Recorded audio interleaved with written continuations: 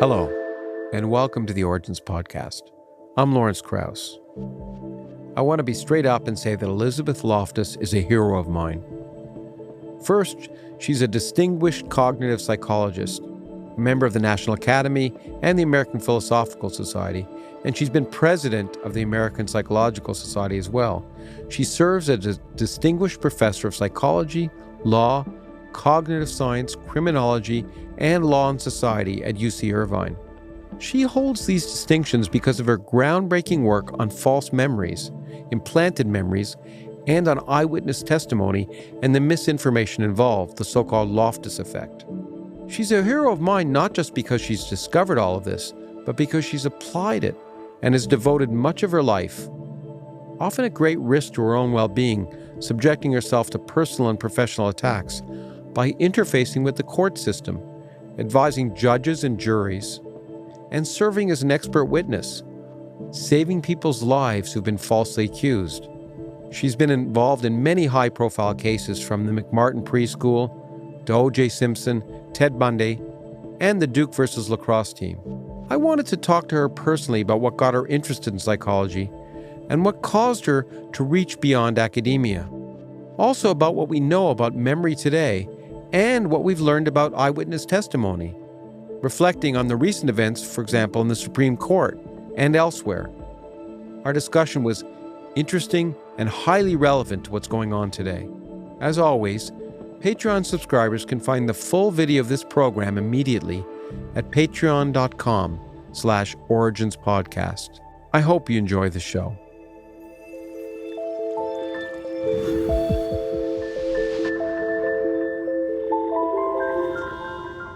Well, Elizabeth, I'm so happy you're here today with me. We go back a ways, and I've always admired your work tremendously, and I'm really looking forward to having this conversation about memory, about your experiences, and things that are happening in the world. So let's begin. I never asked you this question, but why psychology? Why did you get involved in psychology? What interested you in it in the first place? Why did you choose that? Oh, psychology. Well, first of all, when I started college, I was a math major, and Good choice. well, I loved algebra. I loved geometry. When I got to calculus, I didn't really love calculus too much. But I was a math major, and I was going to stick to this because I put so many years into it. But you have to take electives. Yeah. And I took introductory psychology from a professor at UCLA, Alan Parducci, and it was fabulous. So I was kind of hooked on psychology, took a bunch of other courses in psychology, and by the time I graduated, I had enough psychology to have a double major. In math and psychology? In math and psychology. Huh. Now, it's interesting that, because usually those psychology courses at universities are immense. They're usually the kind of things I would think that would turn people off. Was it a huge class? Was it? Oh, yeah. But it was good to have a good teacher. It makes a big difference, I guess. Fabulous, yes. And then, okay, so you had to double major, and then what? Well, then, for a while, I thought maybe I might become a teacher, like a high school teacher, and teach mathematics. But one of my professors said, there's this program at Stanford, mathematical psychology. And I thought, well, how perfect. That's my math and my psych. I think I'll go do that. And I got into Stanford to go to graduate school in mathematical psychology. And I really didn't like it very much. I used to go to the Friday seminars at Stanford, the math psych seminars, where the faculty and grad students would present their latest model of behavior. And I would write letters to my Uncle Joe. I would hem my skirts because the skirt lengths were going up and down. And even the other grad students took a poll, and I was voted the least likely to succeed because I was so not into it. And I did okay in the courses, and I passed the courses. But you weren't excited. But you did some research, right? You were working actually on your, as I remember from reading some things you wrote, that you were actually working on a PhD project still in mathematical psychology, were you? Well, my master's thesis advisor and PhD advisor, they were mathematical people, but they also were interested in computer-assisted instruction. So I was working on their computer-assisted instruction projects. Yeah. Okay. And then I did a side project with one of my professors. He said, you're interested in, you're a cognitive person. I'm doing these memory studies. Would you like to help me? How did he know you were a cognitive person? Well, I think we didn't even call it learning. It was called back then. And but so you were interested in learning? Yeah, learning. Because you thought of being a teacher. Was there any relationship? Was that why you were interested in learning or no? No, that was the subfield of psychology, as it was called then. And it became cognitive psychology about the time I was graduating. So I started doing some memory studies, but very different studies than the ones I would do after I got my PhD and continue on with. Let me, as an aside, let me ask that question, because people often ask me this. I, as a physicist, I think I learned more about physics after I got my PhD than before. I'm just wondering, in your case, whether it was similar, that you found that you discovered, or did you get most of the basics and then it was just applying them? No, I mean, the basics I got were how to be an experimental psychologist, how to design a study, how to run the subjects, how to do the statistical analyses, how to write up a manuscript. I learned how to do that in grad school. Did they have those human subject things back then too, where that was a big? I think they came later, where you have to go through human subjects committees, get approvals. Yeah, they really came later. And so, okay, so this fellow asked you if you wanted to work on this project on memory, right? And did you have an interest in memory before that, or was it just then that you began to think about it? I think it was really then. But this was what's called semantic memory, our memory for words and concepts and the knowledge we have about the world rather than our personal experiences. Okay. So I did studies of semantic memory and give me the name of an animal that starts with the letter Z. Go for it. I'll just say zebra just for fun. I bet everyone says that. Yeah, that's a common one. Is there another animal that starts with Z? Well, but a bird that's yellow. Yeah, okay. And I think, even though I'm colorblind, I'd say canary. Canaries are yellow, aren't they? Yeah, many. Okay. So that would work. And so. Oh, the one from Sesame Street. Yeah. Big Bird. Okay. Anyway, sorry. Well, so I measured reaction times and I drew inferences about the structure of that kind of knowledge in the human mind. That's what I did with Dr. Friedman. And that's what you eventually got your PhD on? No, I did on the computer-assisted instruction. This was a side project, so I was publishing articles with him at the same time as I was publishing with my main advisors. But that was where your passion was. Well, I got more excited about it because I was in control. Working on these computer-assisted instruction projects, I felt like I was a little, in an assembly line. I was chopping the carrots and somebody else the peas, and somebody else was going to throw it together. The whole picture wasn't there. No, but through the memory studies, I realized I could be an experimental psychologist. You could control it. It's funny. Again, I'm just trying by the way, I was a subscriber from the time I was 12 to Psychology Today. I thought, because I wanted to do that when I was younger. So now, I became a physicist, and it's interesting to see the differences. And there's sort of similar things like that in physics, and where you be part of a big experimental collaboration, a particle physics experiment, where you're doing this little cog here, and 10,000 people are doing other things. And then there are physicists who want to be doing tabletop experiments where they can sort of control the whole thing. And I guess that there's a sort of similar difference and that's what excited you to sort of start to finish to be involved in the project. Exactly. Okay, but that started you to get interested in memory. Yes. And then what? Well, then this work on animals, zebras. In fact, I once wrote a paper called "How to Catch a Zebra in Semantic Memory." That, but it was just about that stuff, and it got me jobs. I talked about this stuff and got a job offer from Harvard as an assistant professor, which I turned down for other complicated reasons. It's not a bad idea, at least for reasons I know why. Many people have done that and been quite happy. Okay, but so it was, I was having some success with this work. But then one day, I was teaching in New York at the time. I had lunch with a cousin. She was a lawyer, and, "Oh, you're an experimental psychologist. Well, have you made any discoveries?" I said, "Yes, I have."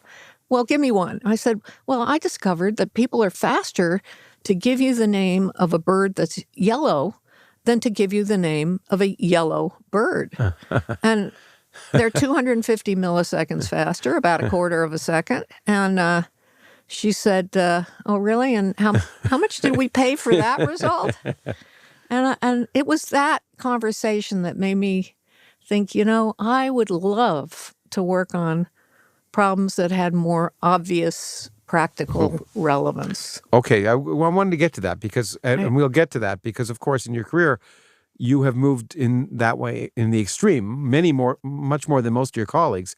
Your work and your life has become involved in the intertwined immeasurably in real events that most people have heard of, and we'll get to that. But you already had a predilection in having sort of practical impact in your work. Right. Now, I know that at some point I think you wrote that your work in some sense involved a new paradigm of what memory was. So as you began to evolve, you actually began to think about or change ideas about what memory was. So maybe you can describe in what sense it was a new paradigm. Well, one of the things that was happening in the field of learning and memory at the time is that people were working with very simple stimuli. They would have people memorize a list of words and learn a list of words and try to remember them after different periods of times. Every now and then they'd use stimuli that maybe were a little different, but they were very simple, sometimes nonsense syllables. They were trying to have them be as simple as possible. And when I started my experiments, I wanted them to more closely match the real world. So I started showing people films of auto accidents, and those were my stimuli. And other scientists were not doing work that way. So in that sense, that was a little different. Oh yeah, sure. Am I correct that by the way, in those experiments, you could get people to get, and maybe it's a precursor to what would happen later. Was it in those experiments where you could get people to infer how fast someone was going by describing an auto accident in different terms? Well, or asking a question that uses a loaded word for how fast were the cars going when they smashed into each other versus how fast were the cars going when they hit each other. And we showed that people said the cars were going faster with smash than hit. So it was already an early indication that you could influence what people thought, by the way, by just giving them loaded words. Yes, but my first thought was I was looking at leading questions, and I could see that the leading questions would affect the answer. Then I showed that those leading questions could affect the answers to totally different questions that you put to a person, often much later. So if I came back to you after I'd asked you the smash question a week later and say, by the way, a few more questions for you. Did you see any broken glass? People were twice as likely to say, yes, I saw broken glass. There wasn't any if we had used the word smash versus hit. So then I began to see these leading questions as just a vehicle for supplying suggestive information to people that would affect their memory. And that ultimately would lead to the label of the misinformation effect. You supply people with misinformation, and they will often accept it, absorb it into their memory. It causes a contamination or a distortion of memory. I think I've heard that called the Loftus effect, actually, from other people. Well, I called it the misinformation effect, but, but that was... Yes, but in any case, as aside, well, because it's a very... the notion for many, many years was quite different about what memory was, going back to ancient times where people thought sort of memories and knowledge was intrinsic, and you were just somehow probing what was already there, and never sort of creating memories or memories as dynamic. And then the idea that memories were like tape recorders, where they weren't already there, but once they happened, they were in your mind, and it was a matter of just going to the right data location and calling them out. And what you began to show, and have showed, of course, abundantly since then, is that that's not the case at all. That memories are not static, and maybe weren't even there in the first place. Well, yes. I mean, and that tape recorder, video recorder, model of memory is still sadly widely embraced by some lay people. Yeah, I think most people still think memories. You work hard, you get the memory, and that's it. And if it's there, if it's a memory, it must have happened. Right. Memory studies, as you said, had been sort of trying to remember the name of an animal named Z, with the letter Z, or a series of numbers or facts, and you began to, your research has involved more stories. Right. Why do you think you were thinking stories versus facts in that sense? What influenced you to think in those terms? Is it because you were so interested in the way people really work in the real world of trying to remember their own stories, or what caused you to go in that direction? Well, I think I know, actually. Good. Okay. You think you know? No one told you this. No, I think I actually know. Okay. So there I was, thinking to myself after that conversation with my lawyer cousin, where I thought I want to do something that has some practical applicability, something that's more socially relevant. And briefly, around that time, my father was dying of cancer, and I wished I could work on cancer, but I couldn't work on cancer because I don't know anything about it. I had no skills. But what could I work on that I could be excited about? Well, and then to find out what excited me, I asked myself, well, what is it you like to talk about when you're, let's say, at a party, a dinner party or something, and you can talk about whatever you want? What do you talk about? And I found myself often talking about legal situations, legal cases. So this made me think, okay, I want to maybe combine memory with legal cases. Well, how about eyewitness memory, accidents, crimes, things like that? That's how I got there. So interesting. And do you think it was because of your lawyer cousin, or what caused you to be interested? No, in legal? I just Perry Mason or something. No, it's not. So I remember, one dinner party. Okay, here's something that happened in New York. Somebody goes out to his car, and a kind of a hoodlum is resting on the car, and the owner says, do you think I could get into my car? And the hoodlum starts to annoy him, and there ends up being a tussle, and the hoodlum dies, and the owner ends up getting prosecuted. And I thought to myself, well, what's somebody supposed to do if they're getting hassled like that? What was the fair thing to happen? Yeah. Why is he being prosecuted when he was just defending himself? And so that's what I was talking about.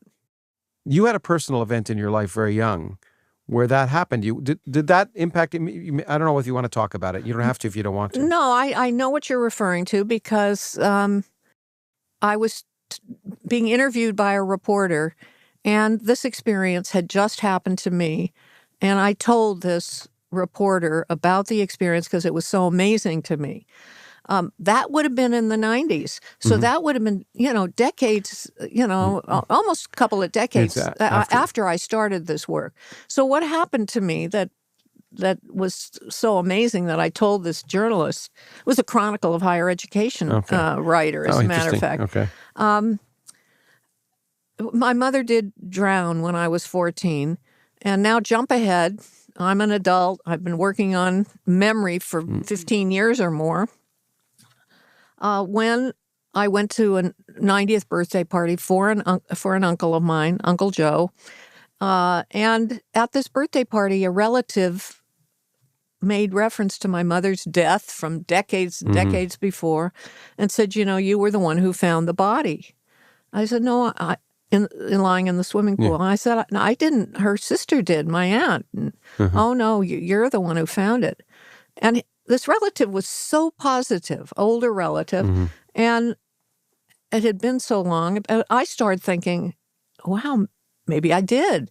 And then I started picturing her in the swimming pool, face down.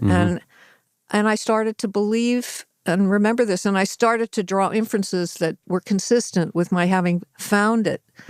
I remembered that when the firemen came to the place that they gave me oxygen. Well, maybe they gave me oxygen because I was so upset because I'm the one who found the body. And so now I had this memory.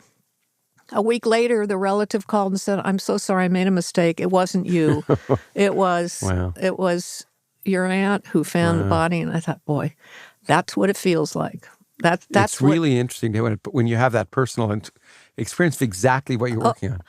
Oh, yeah. It was so incredible. It was eerie. By the way, I once finally had the experience of sleep paralysis, which was amazing. So now I could understand these people with these alien abduction memories, how they get started. But anyhow. Yeah, we'll get to alien abductions because I wanted to ask about it. I didn't read it, but I've spent a lot of time undue time over the years, sort of in the early days, debating alien abduction people, and we'll get to that. Okay, so hold that we'll thought. talk about John Mack and those guys. Okay, and that whole issue, which I hadn't seen you talk about, but it certainly seemed relevant to. But let's actually step back for those who aren't as familiar with the amazing impact and career and real world application of your work, which you're at least in my circles famous for, certainly, and rightly so. And that's the work you've done on recognizing that memories can be implanted, that eyewitness testimony may not be, or often isn't, accurate and is influenced by the way in which it's presented. Did you seek out lawyers to help them, or did they seek you out? When did it happen? Well, a very clear path. So I'd been doing this experimental work, showing people these simulated accidents and sometime later crime simulations. I was studying laboratory witnesses, and I thought to myself, I would like to see some real witnesses in real cases out there in the real world. And at this time, I had moved to the University of Washington, where I knew one of the chief attorneys in the public defender's office, Phil Ginsburg. So I said, Phil, how about I study eyewitness memory? How about if I consult on a case with you for free? If you let me just hang out and watch the progression of a witness through a case and so on. So he was working on a case. A woman was accused of murdering her boyfriend, and the whole issue was it self-defense or was it murder? And I hung out with him during this case, giving my little input, absorbing the experience for my own benefit as well. And when the woman, she was acquitted, so it was found to be self-defense. There were memory issues, which I explained to the attorney. And so maybe I played a tiny role in this case. When I was done with that experience, I decided to write an article for Psychology Today magazine. And I wrote about some of the early studies. I wrote about the experience with that case, that woman, her acquittal, and how psychological memory science could intersect with the legal field and maybe make a difference. And that's when the phone started ringing. So a lawyer said, would you help me with my case? Would you lecture about this to my group? And I started doing lectures to groups of attorneys. I started being asked to consult on court cases. And that's how it started. Then that's your life changed that way. Completely. Of course, people ask me about this because, I've had a variety of trajectories and tried to juggle them in my life with my research and writing and communicating. And they ask, is it taken away? Is one taken away from the other? And, are you happy you've done this? And of course, it's hard to know about trajectories that were never taken in the future, much less the past. Having said that, that did change your life. I assume it changed your life in a way that ultimately you were happy with. Well, I would say I'm mostly happy. I mean, I have... It's brought a lot of struggle and strife to your life as well. Right. I've had some really difficult times because of people who don't like what I do. Yeah.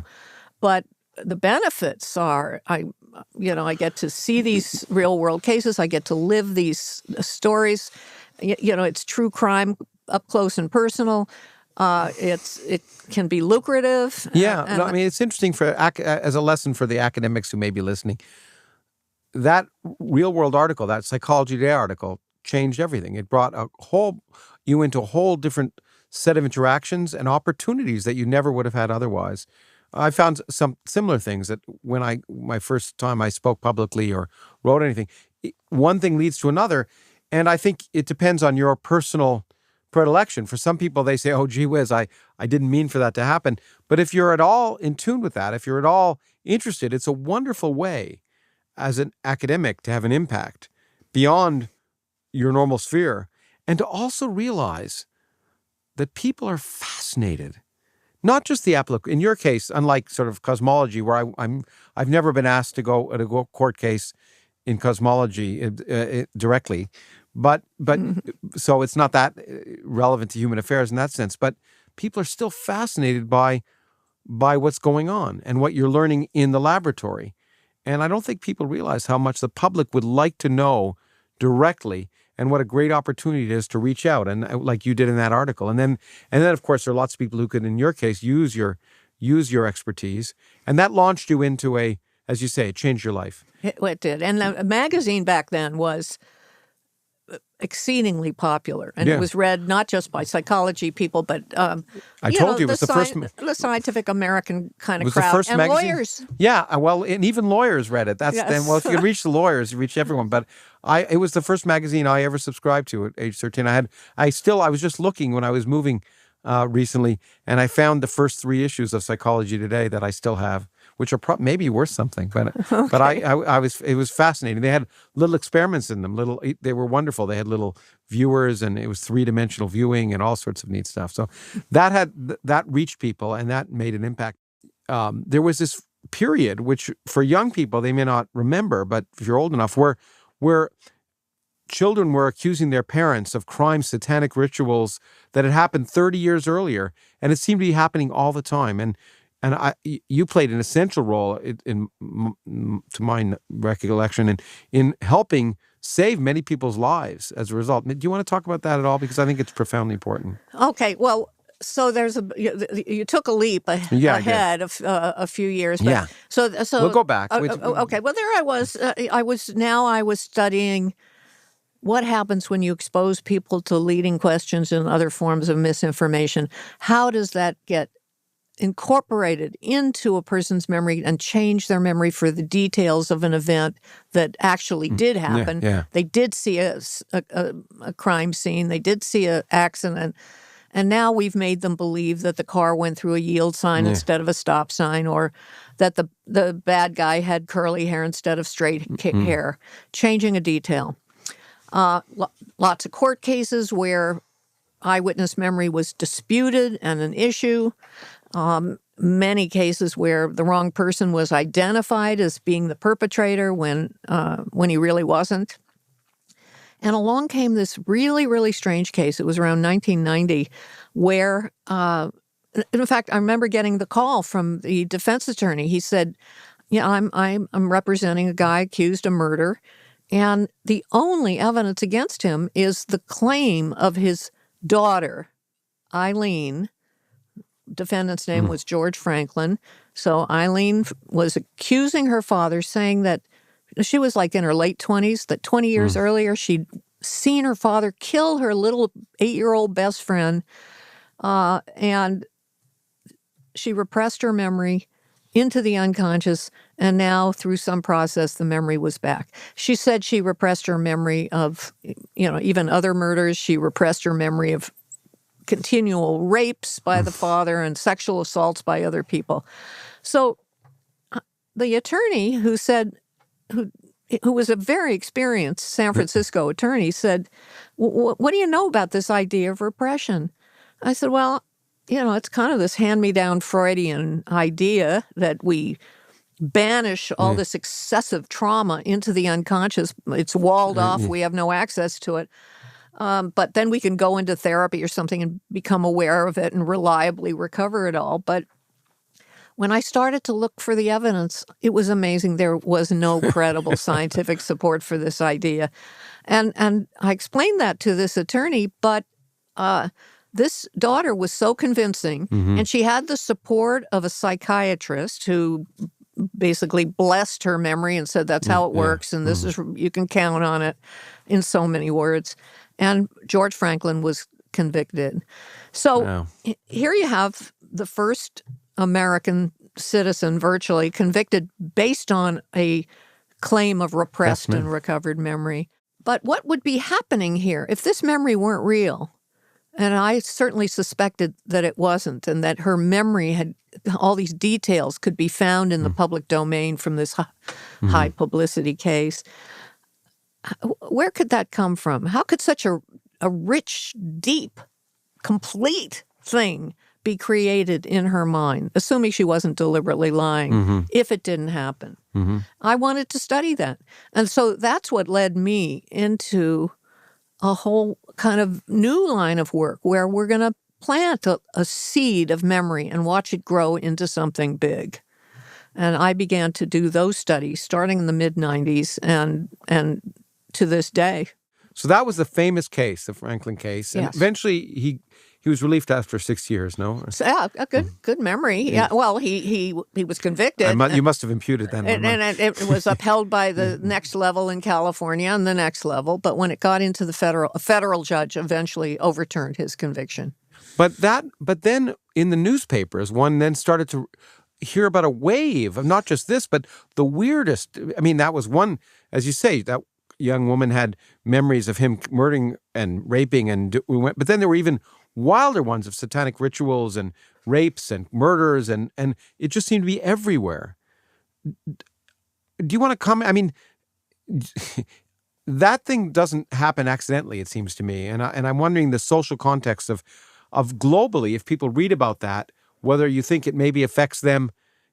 One person feeds off another and it becomes like a chain reaction, or why? What happened? Yeah. Well, it's a good question for a sociologist, but I'll give you my lay thoughts. Yeah. Okay. Yes, after the Franklin case, then we saw following years, celebrities came forward to say, I repressed my memory of horrific sexual abuse.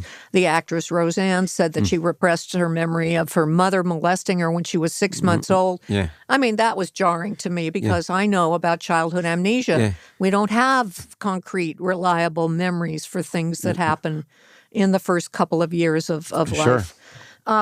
And then she accused her father of joining in later. So after the celebrities, we start to see lots of non-celebrities coming forward and accusing their parents of all kinds of things, or their former neighbors or teachers, doctors, whoever. They were, it was members of the mental health profession that were fueling these ideas. They had this repression theory, or what a Harvard psychologist calls folklore, and they were communicating it. They were communicating it in continuing education seminars. They were communicating it to their patients. Wasn't there a book also, I don't know if it was a psychologist, someone who basically said if you feel like you're abused, and even if you don't have the memory, I forget the name of that book. The Courage to Heal was the book, and yes, and it was a very popular book. At one point, USA Today said it was the best-selling self-help psychology book out there, and it promoted this repression theory. Then these North American psychiatrists and other mental health professionals who were fostering these beliefs would get invited to Europe and Australia, New Zealand, other parts of the world, and so the infection spread around the world. I often say that the United States sort of exports everything good and bad, and it happens. This was one of those, not so good things. Yeah. So there were thousands of these cases. And then they stopped. I mean, but you played a big role, at least in my memory of it, and I don't think it's a false memory. Well, I did work on a lot of these cases. Yeah. And then they took a slightly different... So mostly these were civil cases where a daughter was, say, suing her parents or her other relatives or former neighbors or whatever, based on these claims of repressed and recovered memories. Lots of these court cases. At some point, this was a fascinating development. Some of these patients who had developed these rich things that felt like memories started to realize their memories were false. Oh. They call themselves retractors. Oh, okay. Interesting. How does that happen? Yeah. How does that happen? I mean, as a memory scientist, I mean, this is fascinating to me. Sometimes their insurance ran out, so they could no longer pay for the therapy that was propping up this belief system. But then these retractors, many of them started suing their former therapists for planting false memories. And those were just regular medical malpractice lawsuits, nothing tricky about them, and many multi-million-dollar verdicts and settlements. And then the therapists became a little more careful before they started. Right. Oh, interesting. Right. And then they really became careful when we saw the third-party lawsuits, where the father sues the therapist for planting false memories in the mind of his daughter. So, okay. So it's interesting that the backlash in some sense occurs when people realize them for one reason or other, that they recognize them. It's not, it's very hard to convince someone that they're wrong. They have to convince themselves. I've found that in science in general. And that's why it's so good in physics, because people often have misconceptions, and you just ask them to follow them through to the logical end, and they realize it's ridiculous. But in this case, it was a matter of just being taken away from that constant reinforcement of that false memory to realize that doesn't make sense. Well, that's one route. Yeah. That's one route, but yes. Do you think, I was wondering, I don't know about the timing of this. So Rosemary's Baby came out, and was it around the same time? I've often wondered, I mean, life follows art for a variety of reasons, but Rosemary's Baby was a movie exactly about that, right? About satanic rituals and infants and things going on that she wasn't quite aware of, and I'm wondering if that movie had an impact on. Have you ever thought about that? I hadn't really thought about that. I don't remember it coming up in a lot of. Because I read a lot of medical records, therapy notes, and I could see what the patient and the therapist were talking about. Right, okay. And I don't remember a lot of, I just went to the movies. Well, they may not. I'm just wondering when things are popular, and that's why I actually wanted to go into the alien thing, because, there was this another wave of repressed memories or invented memories, induced again by psychologists often, of alien abduction. Yes. And then when there's one person, there suddenly seems to be many, and they all have similar stories. And one can't help but think what's bubbling in the background of society, whether it's from a movie or from a popular book, ends up also, even if it isn't implanted by a individual like a therapist, but implanted by society, that people can change their memories. Oh, yeah, absolutely. Well, yeah, you're calling to my mind The Exorcist. Yeah. The Exorcist did lead to a whole bunch of people starting to think that they were possessed by the devil, and they started displaying some of those symptoms. And but also, what's interesting to me is people often say, well, if it was just one person, I wouldn't believe it. But there's so many people that are independently coming up with the same thing, therefore it must be believable. But there's that sense of independence is a fallacy. It isn't there because everyone's subject to the same news. For example, when people report on what the aliens that abducted them look like, they all look the same. yes. Now, there's two possibilities for that. One, they're really there. Or is it amazing that they all look like aliens that were shown on the cover of a magazine at one point? And so those things must have an impact, and you can't, and therefore when you see that many people are saying the same thing, one should not assume that these are independent observations. They're all often tightly coupled by the fact that we're all subject to massive amounts of information and influence from newspapers, radio, magazines, and movies. But let me ask you a slightly different question, because your research in this area, which was so effective, was to show that you could impute memories in people effectively. Maybe you want to give an example or two of that. Well, for the rich false memories, okay. Yeah. Well, I'll tell you about the first study we did. I mean, the first thing I knew what I wanted to do. I wanted to not just change a little detail, but create an entire memory.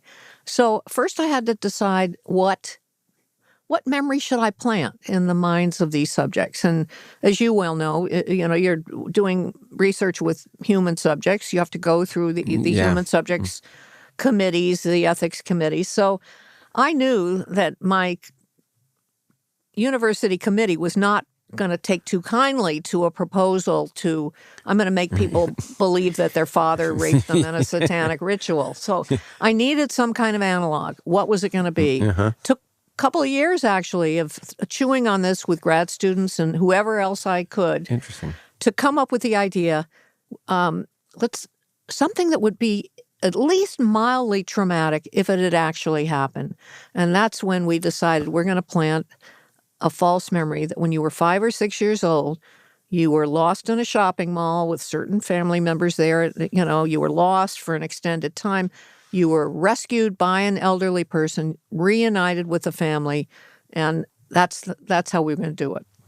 And the way we did it, well, if I were going to do this to you, I would say, Lawrence, I had a conversation with your mother about your childhood. I just spoke to her when she was in Palm Springs, and she told me some things that happened to you when you were about 5 or 6 years old. I want to ask you about those things. If you don't remember what she told us about, just say.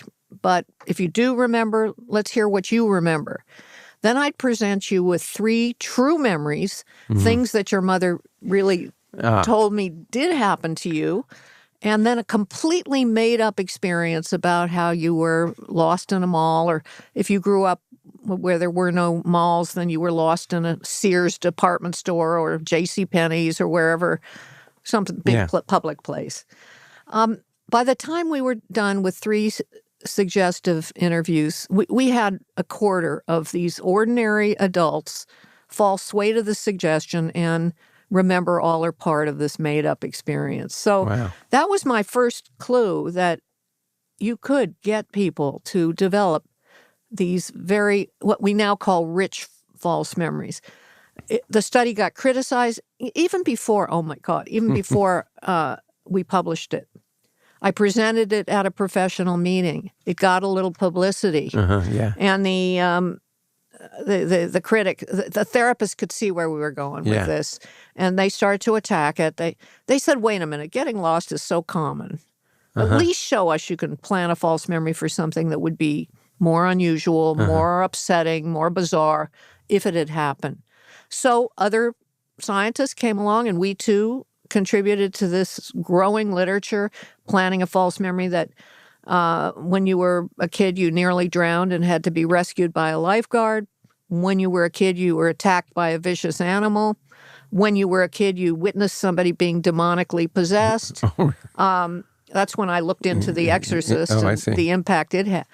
When you were a Canadian study, when you were a teenager, you committed a crime, and it was serious enough the police actually came to investigate.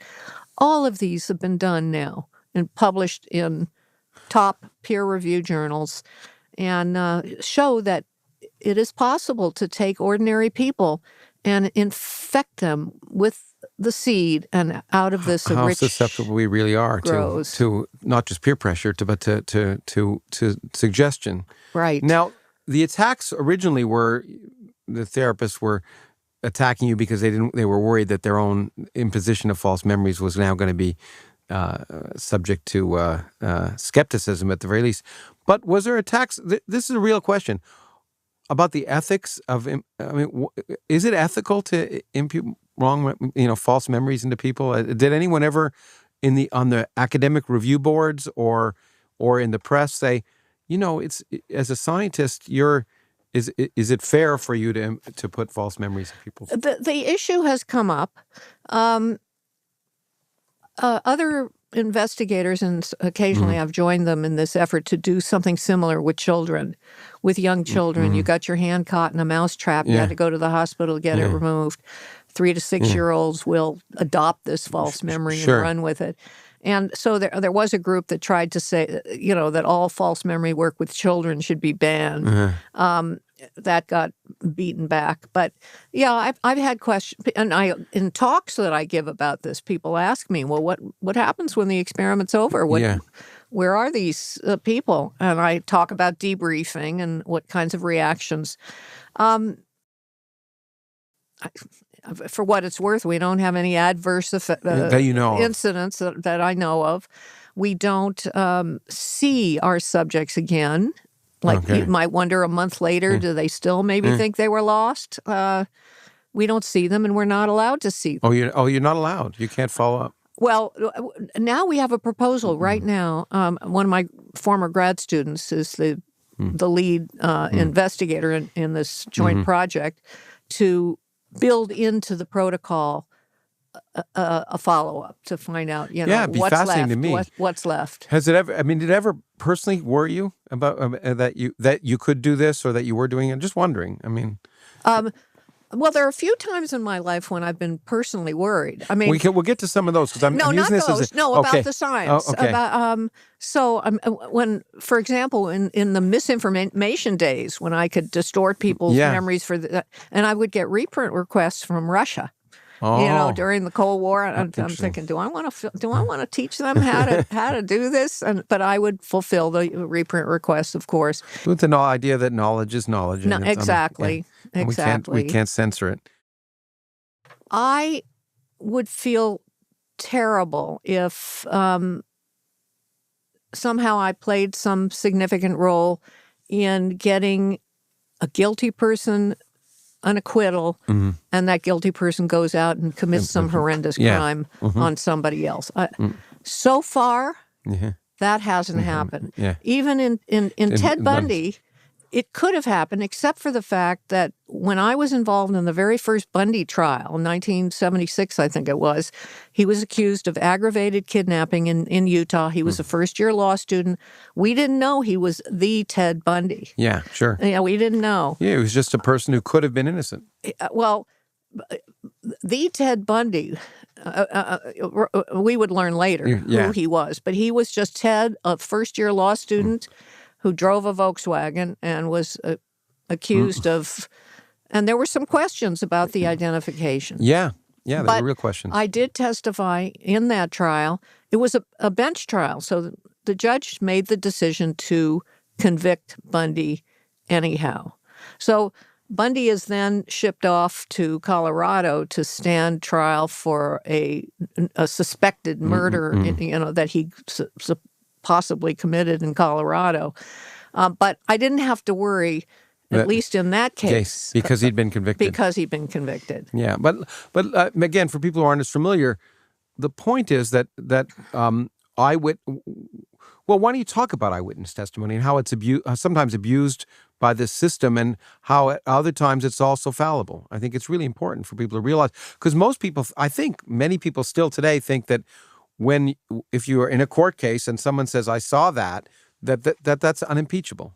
Well, no, it's not. And I mean, even a few years ago when I gave a TED talk, I had to think about, well, which case do I want to talk about? I felt I should talk about one of them, and I talked about the case of Steve Titus. Titus was a restaurant manager. He was, engaged. He was to the love of his life. Long story short, he gets accused of committing a rape. He can't believe this is happening, and he ends up getting convicted. Yeah. He ends up, and his life is destroyed. It was only because of a Seattle Times journalist who investigated that and found the real rapist. That's why we need double-blind experiments in science, because it's really easy to misinterpret the results of an experiment in a drug study, in all sorts of studies. And in the real world, if we don't follow those procedures, it's really easy to affect the results of an experiment just by how you perform it rather than what actually happened. And when it comes to someone's life, we got to be pretty careful. And I think it's so important to have learned those things through your work. So maybe just walk people through a little bit, maybe in that case or another case, of how eyewitness testimony, how the experiment can be done wrong. If it's a scientific experiment, how it's done wrong by the police or the court system in a few cases. Well, one thing that happened in the Bundy case is when the victim, and she really was a rape victim, when she first attempts to identify, she points to to Titus and says, this one's the closest. She's not very confident. But by the time she gets to trial, absolutely sure that's him. What happened in between? What made her so confident? Well, there's a very good chance that it was the police officer who had an agenda, who believed it was Titus, who communicated and possibly maybe even fudged some information. There were suspicions about that. And how he may have altered a license plate and so on, fed her information that inflated her confidence. So now when she goes to the trial and says, that's him, I'm absolutely positive, that's compelling. And the jury had no trouble convicting him. I didn't testify in the criminal trial. They decided that they didn't need to have a memory expert because they had an alibi, which was a phone record. And it turns out that they were unprepared for the fact that the prosecution just moved the time of the rape, so it fit with the phone record, and he didn't have that as an alibi anymore. But that be that as it may, it's an example of how when the police or the person conducting the investigation, doing the investigation, has an idea, has an agenda, has a hypothesis, they can even inadvertently communicate that and contaminate the witness, artificially increase their confidence, feed them details, even unwittingly. And so I and others, have tried to make proposals to how can we minimize the chances of this happening? And you hit on one with blind testing. Well, I think the thing is that it happens in science, it happens in physics all the time. It's as Fox Mulder said in the X-Files, we want to believe. If you're a scientist and you have a hypothesis, and you perform an experiment and it agrees with your hypothesis, it's very tempting to believe you're right. And it was Richard Feynman who said it most eloquently, in science, we should try not just to prove ourselves right, we should try equally hard to prove ourselves wrong. And I think it's very tempting in the legal system to say, well, this seems to work. My hypothesis works. Let's just run with it instead of trying to find all the reasons you're wrong, because of course you've got a lot of cases and you've got people's lives on the line And that's the real danger, it seems to me, is that we don't try to prove ourselves wrong, at least in that aspect, that the prosecutors don't naturally try and prove themselves wrong by inclination. None of us want to prove ourselves wrong. That's part of the training of being a scientist, in some sense, to overcome that natural tendency to want to believe. I don't think people realize sometimes, for example, in lineups, and I learned from reading some of your stuff, of the remarkable things that are done in lineups in order to get someone to point to the person that the police want to be the suspect. Maybe you give a few examples. I don't want to impugn the police all the time, but I think it's important to realize these things actually happen. Well, they can go from minor to. I worked on one case, for example, where a six-pack, 6 photographs is shown to an eyewitness. He says, I really don't identify the perpetrator. And the officer said, I saw your eyes drifting down to number 6. Take a look at number 6. So they can do things. Well, that happened in this actual case. And they can do even really extreme things. I mean, there was one case where the guy was robbed. You said the robber was black. Goes to a lineup. There's only one black and, 4 or 5 whites in the lineup. And, when the sheriff is asked, why'd you put together that particular lineup? He said, well, we have a small town here, very few blacks. He felt he should have a lineup that's representative of the town. Bad things can happen. But I think now, through cooperations with law enforcement, lawyers, psychologists, and so on, they're learning best practices. By doing what one needs to do as a scientist, which is to point out uncertainties, you've been attacked and severely attacked, right? I mean, your own, in some ways, career and life has been affected by that. And I think it's important to point out how, in that effort to just at least promote the notion of that we have to be responsible, you've had to deal with real repercussions of that affected your life. And maybe we could talk about that a little bit if you don't mind. No, I don't mind. But when I was the eyewitness lady and I was looking at crimes that really did happen, victims that really were victims, maybe there's a mistaken memory, mistaken identification. A few prosecutors were irritated Yeah. because it was mostly the defense in criminal cases that wanted to introduce this kind of information Sure. into the case, this scientific information. And every now and then a prosecutor might say something a little nasty. But for the most part, the intellectual discussion amongst the professionals and the debates and so on were pretty healthy. And so, for example, I had one healthy debate about the nature of memory with a Johns Hopkins professor. And, after we duke it out in the pages of the journal, he would ask me for a letter of recommendation when he was being considered for another job or a promotion. It was that kind of fairly healthy. That's when healthy. it got ugly is when I moved into the world of repressed memory and started to question some therapists and what they were doing to their patients and how they may be contributing to the development of these traumatic false memories. And you were sued, and you've been and Yes, I was. And had to go through and your university too, no? Or well, what happened? So I was involved in a lot of these repressed memory cases, and a psychiatrist. I'd heard this psychiatrist was, giving presentations about a case history of his, a woman who had recovered memories of her mother molesting her when she was 5 and 6 years old, and this psychiatrist had basically blessed the abuse story back then when the now woman was a child. The mother lost custody and visitation of her little 6-year-old daughter. Daughter went to the biological father and stepmother. And now, years later, the psychiatrist is interviewing the now woman. And right there on tape, she supposedly recovers her repressed memory of this abuse. So this is now being used as the new proof of repressed memory. I think this is the fishiest story I've ever heard. But it's all anonymized because when he writes the article, it's Jane Doe, John Doe, Mom's Town, Dad's Town. Maybe there were 280 million people in America at that time. How am I going to find the Doe family and to get to the bottom of this? And one summer I did. Wow. And yeah, I did.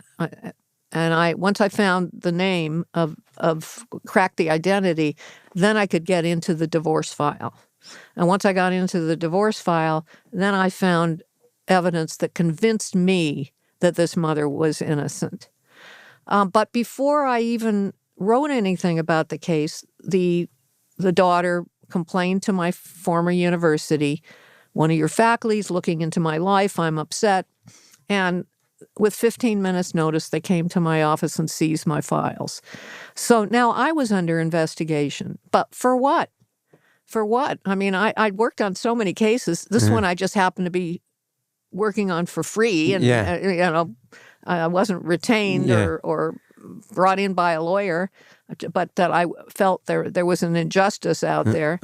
And by the way, I had gone to the city to meet the mother eventually once we found her.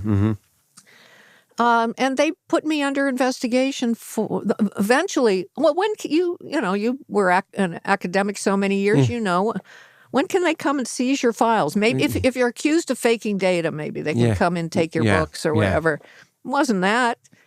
Plagiarism, maybe? It wasn't. Nothing was written yet. It became an investigation of, did I violate human subjects regulations by not getting permission when I went and interviewed that mother whom I thought was falsely accused. And so that became the investigation. I was gagged during this investigation. It lasted almost 2 years. And when I was finally exonerated of any wrongdoing, I was pretty upset by the treatment. And the money I had to spend on an attorney to help defend me. But 9 months later, I was still upset. And that's when I was offered this fabulous job by University of California, Irvine. And I ended up taking the job. Also, right at that time, I published the expose. She was still Jane Doe, John Doe, Mom's Town, Dad's Town. But it was then that she said, I know that was me. and this is libel, slander, I'm upset, and she sued.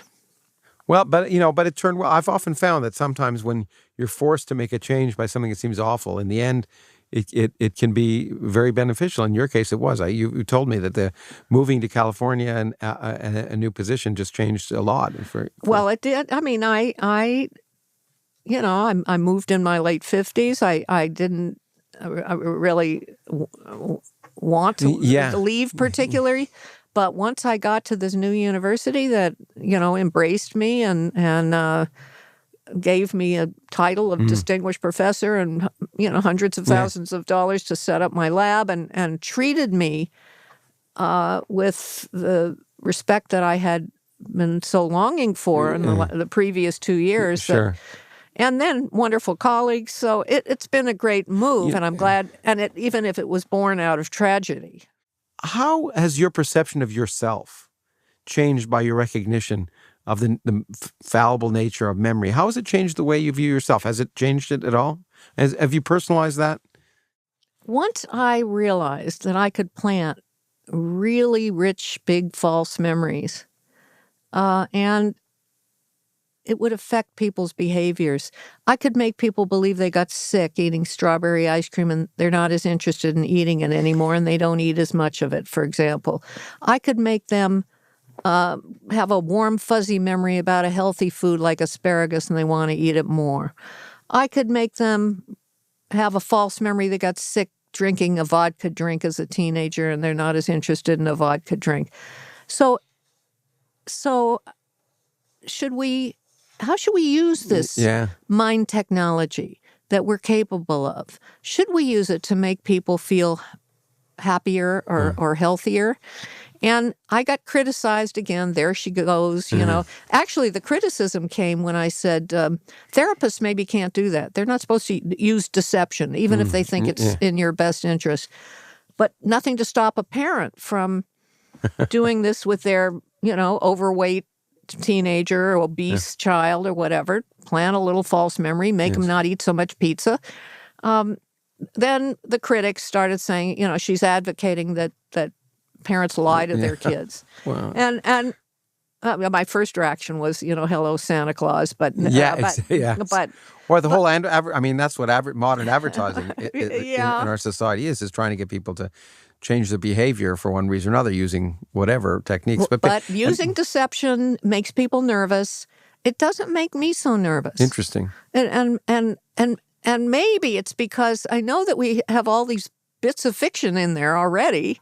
What's a little more if you can prevent someone from getting diabetes and a shortened lifespan and all the things that go along with obesity? I mean, what's a little bit of fiction?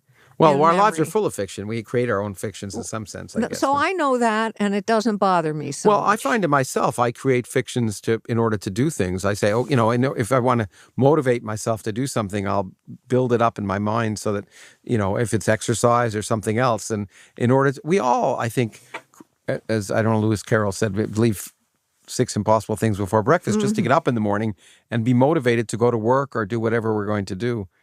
And you just say, I heard a rumor that you like this. I just saw a movie about that, so it comes to my mind. But on the other hand, with another movie thought, with great power comes great responsibility. Yeah. As we learn, this is an issue for the future because we are becoming presumably more, especially with the massive amount of information that's available now on the internet, at Google or anything else. We are learning what people want and how people change their behavior. And are you concerned that with that great power comes too much responsibility in the sense that we can effectively cause people to do whatever we want them to?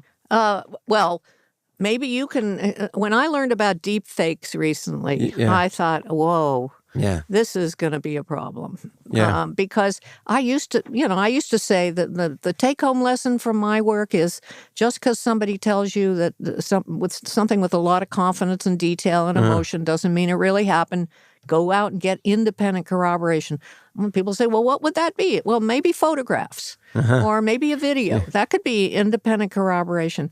But now with the technology for photoshopping and the deep fakes, so you can create a situation where it looks like anybody is saying or doing whatever it is you want them to say or do that they didn't say or do, it's going to be tough. It is going to be tough, but I guess the point is that fortune favors the prepared mind. If we don't realize if we don't do those studies, if we don't know how malleable you are, then we are automatically more susceptible to intentional efforts to affect us in either vicious or malicious ways. So ultimately, I guess I kind of feel that for better or worse, even if the knowledge is dangerous, refusing to explore the knowledge is more dangerous. At least that's my own view. That's been my view too. See that, but on the other hand, that's why I always tell people I'm so happy I do cosmology, because what I studying the future of the universe has no impact on everyone's everyday life. So I don't have to worry about those. Literally, I mean this in not a completely facetious way. I haven't had to worry about those deep ethical issues of how my research might have a direct effort. It of course affects the way we think about ourselves and our place in the universe, and I love that. But I'm personally saved from those deep questions that you've had to deal with. Do you have a good memory, by the way? Well, it's pretty good, but I think I'm just as susceptible to these. Well, do you remember your first memory?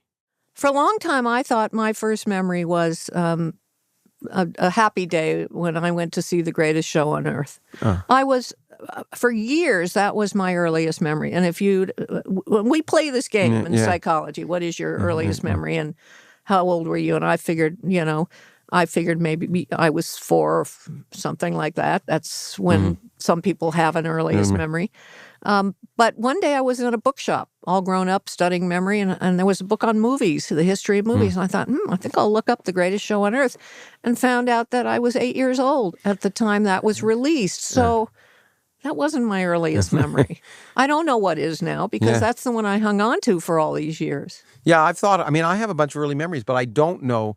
I don't know why, but maybe because I'm naturally skeptical. I don't know. I've always wondered whether they were real memories or whether there's something my mother told me about falling in a swimming pool, and I've always been suspicious that wasn't a real memory I have. I vividly have it now, and I vividly remember the first time we met, and when we were in an elevator at an atheist meeting talking about a talk you gave. Do you remember that? No, I remember the one where you were giving a talk at a skeptics meeting. I mean, okay, no, I was trying. I was trying to impute a memory. Really? I wanted to see if okay. Actually, you could have got me going on that. I was going to. I just felt too guilty, but I was going to try. You could have gotten me going on that one. And in terms of memory, can you close your eyes for a second? Just a second. Close my eyes. What color are my eyes? I don't know. I'd guess brown, but okay, that's good. I wouldn't be able to answer that either. Okay. They're green, but it's okay. I wanted to see but yeah, I'm not good at observing. Oh, I'm colorblind, which I suppose gives me an really? advantage. What kind of colorblind? Well, sort of a blue green and red green. It's a mixture of those two, and what happens at a stoplight? Well, the one on the top, the one on the bottom. No, I can often tell the difference, but not always, surprisingly. And I think it's one of the reasons, by the way, why I also got it as a theoretical physicist rather than an observational physicist, and rather than a biologist. I mean, because plants and trees, they were sort of being able to distinguish flora and fauna became difficult for me, and I think that's one of the reasons why I perhaps moved towards the physical sciences rather than the biological sciences. My mother wanted me to be a doctor, but there were many reasons. Of course, and she took a long time to get over that. You can implant memory, you can implant testimony in people the same way you can implant memories, I assume. And so does the work you've done has anyone explored its impact on interrogations and as well as just court cases? Well, the closest we've come is I have a collaborator who has a sleep lab at Michigan State University. We've published a few papers together with some of my graduate students on sleep deprivation. You keep people up all night, or you allow them to sleep and then put them through some of these false memory tasks or false confession type situations. And we find that there are conditions, sleep deprivations can, under certain conditions, make you more susceptible and more likely many more times more likely to confess to a wrongdoing that you didn't do. Since those interrogation, the so-called torture techniques often involve this massive sleep deprivation, it doesn't seem like it's a very good idea. Has that, but absolutely, but has that scientific work at all flowed into the popular consciousness or into the debate nowadays about the usefulness of those kind of what I would call torture?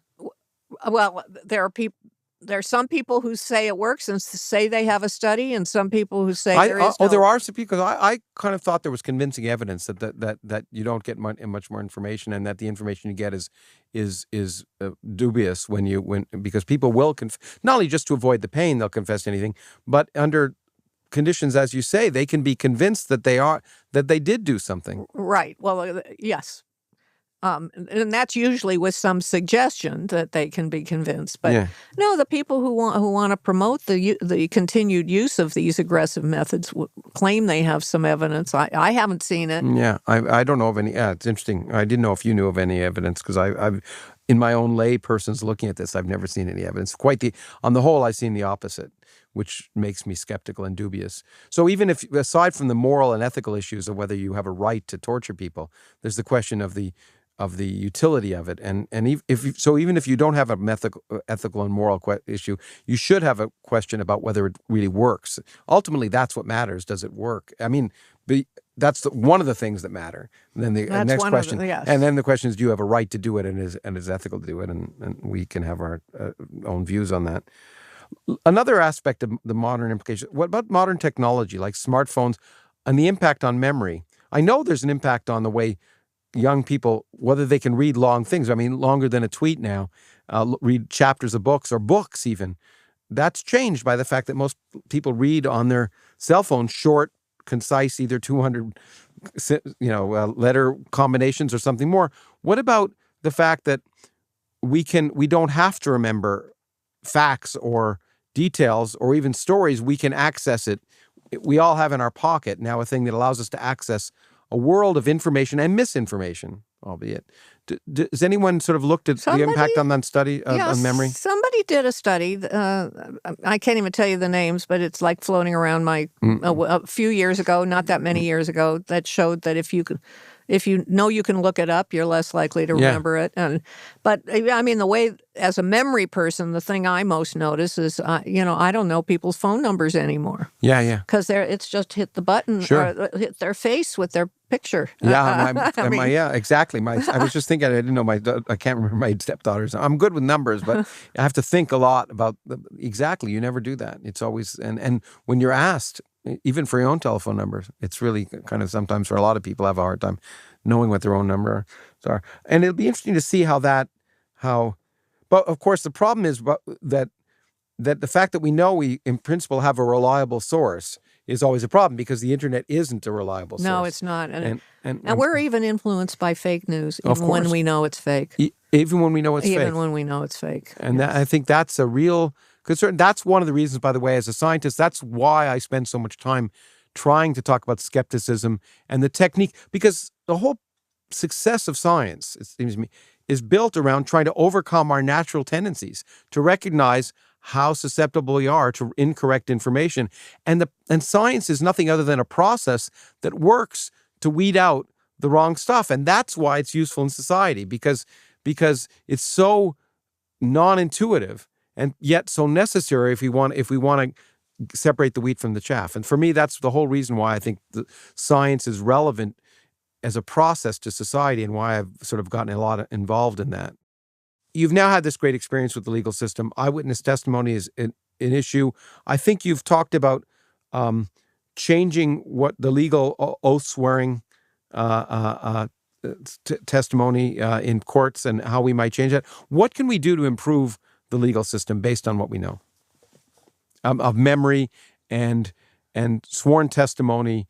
And I mean, I'm sure there's no magic bullet, but I'm sure you've also thought about ways to improve that. Well, I mean, there are so many little specific things that can be done and that have been advocated by people in my field. The blind testing, is one of them, that the person who's conducting the investigation, let's say the lineup where somebody's trying to identify a potential perpetrator, shouldn't know who the suspect is. And the reason it's so important to have that person be blind to who the suspect is because you don't want them inadvertently cueing the witness, and you don't want them giving feedback, which is going to artificially inflate the confidence. So that's probably the number one recommendation as far as lineups are concerned. But there are others there too. Instructing the witness that the perpetrator may or may not be in the lineup. It's just as important to exonerate the innocent as find the guilty person. You want to take the pressure off of people to pick someone. Then there are discussions of who should be in the lineup with the suspect. What should the others look like? And you might think, well, they should look sort of similar, but it's not so simple. You have to take into account the description that the person gave. Yeah. So you don't just make sure that they're all white males with dark hair and roughly the same height, but if the description said, a mole on one cheek or something, or a straggly beard or something like that, then you have to make sure that is taken into account in putting together that test. Then, okay, at the time of the trial, you've got jurors out there who are coming in to participate, and they've got beliefs about memory that are wrong. They've got beliefs that are either unsupported by science or even contradicted. So how are we going to educate them? And many people have suggested, most recently the National Academy of Sciences, that we need more education of these jurors, either through jury instructions that a judge can deliver or through expert testimony that an expert witness can deliver, so that these jurors get educated and they are making their verdicts based on accurate scientific information. Those are just a few of many things that... Sure. Well, they're all so important. What about not just educating jurors? How educated are the prosecutors, the lawyers, and the judges? Well, that's another thing. I mean, lawyers and prosecutors and defense attorneys and who then go on to become judges, some of them, they've got a lot of things they got to learn. Yeah. And so memory's just one of them. Yeah, exactly. And it becomes much... Well, that's an interesting case. We've had some debates about ultimately whether AI would be a much better... and it'll happen, I'm sure, in the legal system where people will be replaced by AI because they have access to so much more information than mere humans do in terms of being able to... Because the requirement, the knowledge, the technical issues that are being debated. There was an article in the New York Times a while ago about how in certain cases the technical questions become so sophisticated. It's hard for the jury, it's hard for the lawyers, it's hard for the judges. And so as society evolves, we're going to have to consider that in the legal system, I think. Absolutely. Plus, by the way, I was thinking about your cue thing when you talked about the lineups. A great example, it seems to me, to use is all the examples of the animals who could count or who knew how to answer questions, and the owners didn't realize that they were cueing the animals. It's these cues are very subtle, and you can easily not be aware of them, even if you're trying to do something fairly. Yes. Yeah. Anyway, it's a challenge, and that we all have to recognize, and I think society's got to evolve. But ultimately, as you say, knowledge is at least one way to help. Exactly. It may not be the only way.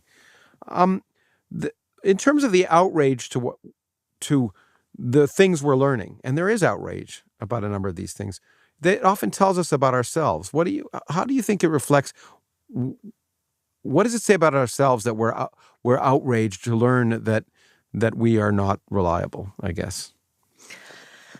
What it's taught me, well, actually, this and another bit of work that I haven't told you about has taught me how much people cherish their memories, and they don't want to give them up, even when they're going to be harmful. And I saw that so clearly. So I am challenging their memories, and that makes people very uncomfortable. Sure. But where I really saw it clearly is when I collaborated on a study of there are drugs, there are clinical trials testing drugs that you could take after a trauma that would weaken your memory and minimize your chances of getting post-traumatic stress disorder. Now, we're not doing those clinical trials. Other people who are in a position to do that kind of work are doing that. But we enter this debate by just asking people. Let's say you were a victim of a horrible crime. Somebody bashed you in a park and robbed you. You go to the emergency room and the doctor says, we got this drug. It'll weaken your memory for this. It'll reduce your chances of getting post-traumatic stress disorder. Do you want the drug? And to my shock, like 80% of people said, no, I don't want that drug. We changed the scenario a little. They still don't want the drug. I mean, and they have different reasons. I don't know what the side effects will be, what other memories are going to go. I might want these memories. Yeah. Even when we tell them how bad PTSD is for people, they still don't want the drug. So why? And because they're afraid of not letting go of those memories. Yeah, I think we identify our memories, as I said, who we are, what we are. I mean, what are we in some sense except the sum total of our memories for many people? It must be terrifying. And it's, but I did one of my collaborators. She said I wouldn't take it. And I said I would, but I want to die of an overdose of morphine. I just don't want to feel the pain. Yeah, but I'm in the minority. Apparently, it's interesting.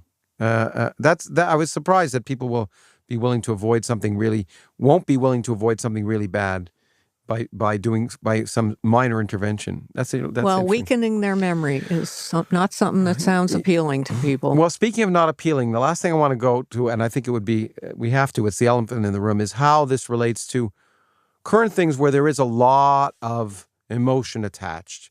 But I think it's important that we address some of the current issues. For example, let me bring up the Kavanaugh hearings, and that there's an example of that people feel very strongly one way or another about memories. In the case of a person who clearly was earnest, or at least one person who was earnestly had memories that may or may not have happened, and people fall. And even my bringing it up, people I'm sure are going to be upset with me bringing it up at the possibility that it might have happened. Other people will be upset at the possibility that it did. But what? Let's talk about that, because I think we have to try and relate it to the modern times a little bit. Well, okay. I mean, since I soaked myself with that testimony at the time, and here I am, somebody who has been questioning 30 and 40-year-old memories for the last 2 or 3 decades. And saying you need to know so much more. You can't just use the way the person tells the story and decide it must be true. That's what the rest of the world is doing. Yeah. And I had to, I felt like a sort of fish out of water, dealing with a whole society that just wanted to uncritically accept the story because she was so appealing and because she was confident and because she was detailed and because she was emotional, and not ask, how exactly did that memory come to be? It's not popular. And the Kavanaugh people tried to get more information about how the memory came to be, but were thwarted. And of course, when they want to see the rest of the therapy records and find out, is that what did it? It's done it in so many hundreds of other cases. Well, for me, that was a signal that it came out in therapy. I must have because of probably reading so many things, I'm always suspicious when things come out after the fact, well after the fact in therapy. But maybe that's just a bias on my part. Well, but we didn't learn all there was to learn to make a more informed decision about what really happened. Let's hit another hot button issue that's going to impact people, because I think you wrote an op-ed you were just years ago about it. But recently, Woody Allen has become a name who's again, you mentioned the name, people fall on one side or another. Many years after the fact, which surprises me, after this was adjudicated, and it's recently come up in a context, and it's all based on a childhood memory. I don't know what your op-ed was about it, so I'd like to hear what your context was in that case. Well, that was written some time ago when there's a 7-year-old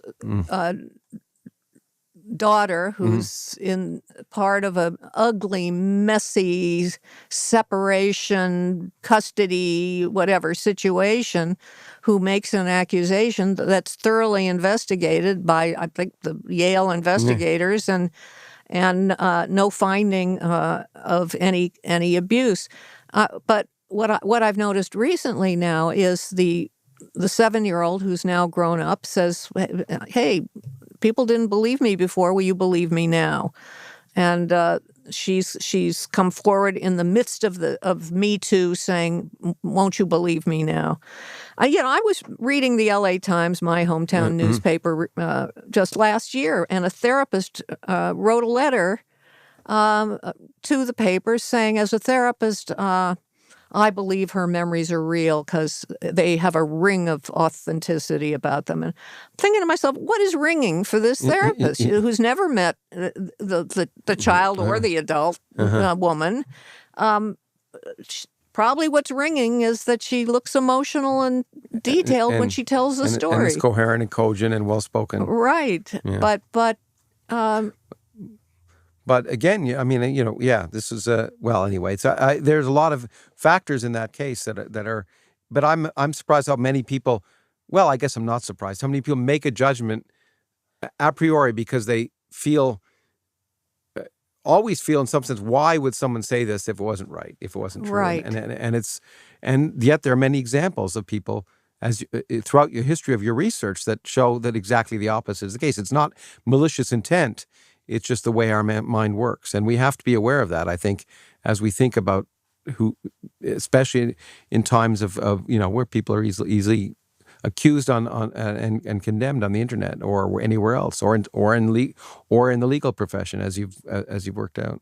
Let me ask you one last question, because recently I wonder about this, and depending upon when we broadcast this, it'll be a recent. But Joe Biden, who loves to hug people, has been in the news, and I'm wondering, do you think it's possible that people can have had an experience with Joe Biden that wasn't uncomfortable, but then learn that when other people are uncomfortable and they reflect upon it, they remember that they were uncomfortable if they weren't? Do you think that kind of thing can happen or not? Well, definitely. There's a well, going back to the earlier cases that we were talking about, where these women are going into therapy and with maybe depression or something, coming out believing their parents molested them in satanic rituals, or some of it is, well, maybe not the satanic ritual stuff, but a little bit more pallid an experience that it's something ambiguous happens. This is according to the Trauma Myth book, Susan Clancy's book I reviewed for Science Magazine or the Wall Street Journal or someplace, I forget where now. But in any event, that there is a reinterpretation in today's light. Maybe that ambiguous thing that made me seemed a little strange. It's now labeled as I'm a victim of sexual abuse, and that's what gets you upset. And who knows with Biden? I mean, I don't know what we are to think when he's presumably, had hugged and kissed and whatever millions of people in the course of his political career, and a few are now today in 2018-19 saying, when he did it to me, I was uncomfortable. What are we supposed to do with that? That's maybe a good question to almost leave this with. I think these are difficult questions, but ultimately, I think for me, the moral of what I get out of our discussion and your work is that the only way to deal with these difficult questions is to be informed of who we are and what we are as human beings, and that's why I so applaud your life's work, because that effort to inform us of what the real world is, whether we like it or not. And that's the whole point I've always said as a scientist. The world is the way it is, whether we like it or not. We need to understand that if we are to better deal with the drama, challenge, good and bad of being a human being. And I want to thank you for helping all of us, hopefully, live better lives. Okay, So thank you very much. You said it so well, I'm going to plagiarize you. Okay, absolutely. Anytime. Okay, thanks again. It's really been a pleasure. My pleasure. Take care. The Origins podcast is produced by Lawrence Krauss, Nancy Dahl, Amelia Huggins, John and Don Edwards, Gus and Luke Holwerda, and Rob Zepps. Audio by Thomas Amison. Edited by Evan Diamond. Web design by Redmond Media Lab. Animation by Tomahawk Visual Effects. And music by Rickolas. To see the full video of this podcast, as well as other bonus content, visit us at patreon.com/originspodcast.